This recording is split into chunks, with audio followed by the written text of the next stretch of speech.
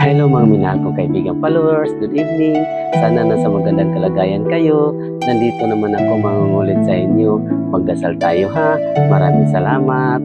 Sa ngalan sa Ama at sa Anak at sa Espiritu Santo. Amin. Panginoon kong si Kristo makapangyarihan sa lahat.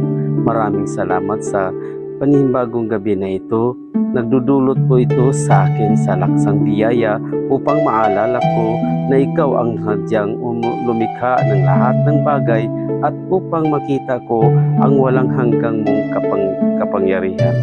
Dasal ko po na sana'y maging daan ako nitong kabutihan at ang pagkakaisa sa ibang kapitbahay ko at magkakaroon ako ng layunin na magbubuklod sa amin patungo sa magandang kinabukasan ng aming sarili, sa aming kapitbahay, ng aming bahay at ang buong kasingkuluban. Amin. Sa ngalan sa Ama at sa Anak at sa Espiritu Santo. Amin.